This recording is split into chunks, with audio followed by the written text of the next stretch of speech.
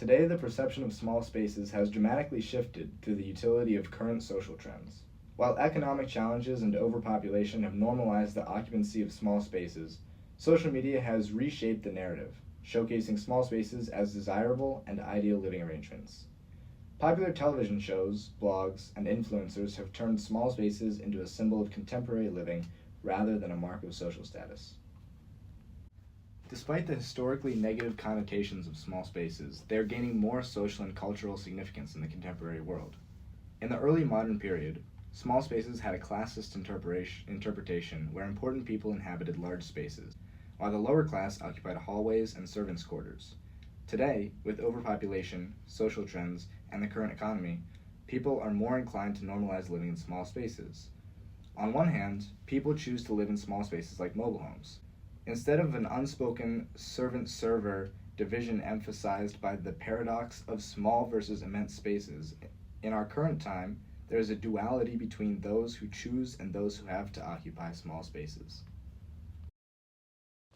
Physically, a small space ranges from a confined, uncomfortable volume to a livable yet limiting area. Meanwhile, it can also be viewed through an abstract lens, reflecting class and racial groups in history. Its status in society has changed over time, becoming more normalized as time passes. During the modern period, small spaces held classist connotations, where racial minorities occupied them.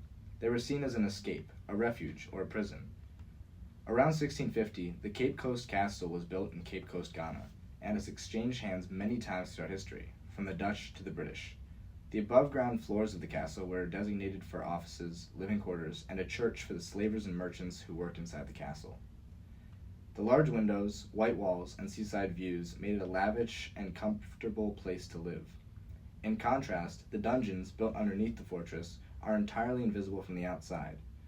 Once inside, shallow ceilings, light barely reaching through the air holes, and crumbling stone walls greeted the up to 1,500 enslaved people who would be kept in these cramped, unsanitary conditions while they awaited transport on a ship like the Brooks.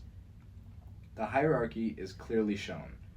All floors above ground provide light, access, views, and space. These were for the colonizers and slavers. Beneath the ground, the lack of light, small spaces, and lack of freedom define the lives of the hundreds of thousands of enslaved people that passed through Cape Coast's doors from beginning to end of the slave trade. Cape Coast Castle is only one of about 40 similar castles lining the west coast of Africa. During the Atlantic slave trade in the early 1800s, enslaved people were shipped and had to endure long distances that sometimes took 2 to 3 months per journey. This is a picture of Brooks, a slave ship from 1808. From the beginning of their journey, the enslaved people have been constantly living in inhumane conditions defined by small spaces lacking light and comfort. 482 enslaved people are depicted above. While the law only allowed for a certain number of enslaved people to be transported per vessel, although the ships themselves could range in size, the actual shared space between each enslaved person was little to none because of the idea that space was considered a luxury, not meant to be shared by enslaved people. Looking beyond the historical context of small spaces, it is imperative to consider how these spaces can become relevant to us today. In other words, how can we utilize these small spaces as sources of knowledge, and as Swati Chattopadhyay puts it, claim agency over the more than not forgotten history of those who once occupied said spaces. One example of a small space that has achieved immense cultural significance and educational value through investigation, preservation, and recognition is the Anne Frank House, the annex in which Anne Frank and her family hid from the Gestapo during World War II. In her diary, Anne Frank writes, "The annex is an ideal place to hide in. It may be damp and lopsided, but it's not too bad here, since we can cook food and live an ordinary life. Our rooms are full of bedding. We're sleeping on mattresses, have our own bathroom, and installed a small stove and a little sink in the corner." This description gives a sense of the basic facilities in the annex, visualizing the limited but functional small space the nine lived in during their time in hiding. On another day, Anne Frank writes, "Our little room looked very bare at first with nothing on the walls, but thanks to Father, who brought my whole collection of picture postcards and movie stars here beforehand, I've been able to treat the walls with a pot of glue and a brush and so turn the entire room into one big picture. Here, we gain insight not only into the logistics of how they survived in the annex, but also snippets of their thoughts, emotions, and culture, quite literally hidden in the walls of the space. It is clear, therefore, that this space acts as a pool of knowledge into their lives. However, the Anne Frank House today has evolved far past its physical boundaries. The museum itself is an independent organization dedicated to bringing the life story and work of Anne Frank to the attention of as many people as possible worldwide, partly to raise awareness of the dangers of anti-Semitism, racism, and discrimination, and the importance of freedom, equal rights, and democracy. The museum makes the promise that in the life of Anne Frank, anti-Semitism, prejudice, unequal treatment, and the denial of human rights played an important role. The Anne Frank House puts these issues on the table to make young people aware of them and to change their attitude towards the view of the world. They keep this promise via their incredible range of social works and other ventures, including their youth network, research collective, and global exhibitions. This expansion beyond the traditional functions of a museum, including collecting, preserving, and exhibiting, moves towards what museum scholars like Jennifer Carter and Richard Sandel might call activist practice, a pivot back to the origin of the museum, or museum, of antiquity, which was not a collection of objects, but a place of interaction, reflection, and debate. Through this method of study, presentation, and memorialization, this rich historical cache of said small space is freed from the destiny of a forgotten closet or the rubble of a demolished construction. There is more to small spaces than studying and reflecting on the old. Small spaces today should be studied with equal importance.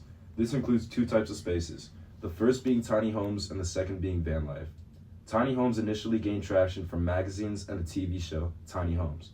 These residences consist of a client's low budget and what they want to be featured in the small space, and the show turns these dreams into a reality, whether a portable tiny home or a shipping crate turns into a house. Furthermore, van life features people taking a low budget and converting a regular van or bus into a livable space. It has gained traction through social media through various hashtags. Many social media influencers have gained a following by building their tiny homes, vans, buses, or even old ambulances. This lifestyle allows people to travel the world while working from home, which becomes their van. Similarly, for people to be able to afford shelter, the minuscule square apartments in large cities are being rented out more and more. Slums are overpopulated areas that consist of poor living conditions, unsafe housing, and a lack of essential services and living necessities. Although slums provide space for poor communities to live, they are often very dangerous and are centered around a culture of violence. People are often forced into slums due to a rising wage gap, overpopulation, lack of affordable housing, and many other reasons. In the past decade, hostels have had a rebirth, transitioning from run-down shared rooms to design-based and budget-friendly living spaces. Hostels are co-living spaces that embody the contemporary experience a traveler looks for while being affordable and a social destination. Hostels usually provide small sleeping spaces with bunks and more extensive communal areas to build community. Hospitality Design, a trade journal, states that hostels are similar to Vietnam's coastal resort city, Nha Trang, where locally based TAK architects crafted casa, which functions like traditional Vietnamese family houses, with bedrooms located in colorful shipping containers stacked among the shared eating areas and washrooms. With the increase in demand for lodging and tourism, hostels have grown over the past decade because they provide what tourists and backpackers look for when traveling the world: cheap living space, food, communal social areas, guided activities, and more. Tiny homes, hostels, and mobile homes are compact accommodations, cleverly designed to efficiently make use of limited space. The movement toward these lodgings advocates for reducing possessions, environmentalism, and focusing on experiences rather than materiality. They are seen as a lifestyle choice rather than a limitation of choice, distinguishing them from the lower social status forms of housing, while also normalizing housing crisis conditions. In small spaces, recast in the architecture of empire, Swati Chattopadhyay ties small spaces to marginalization and understands them as spaces of constraint and oppression. However, she does not address the present sense of these areas, which are normalized and encourage design for minimalist living.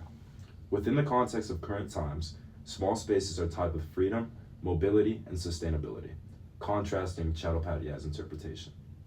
Paying close attention to small spaces in architectural theory is key to understanding the profound impact of design on human experience. As we examine both historical and contemporary examples, we discover how these spaces reflect cultural values, adapt to societal changes, and even foster community connections.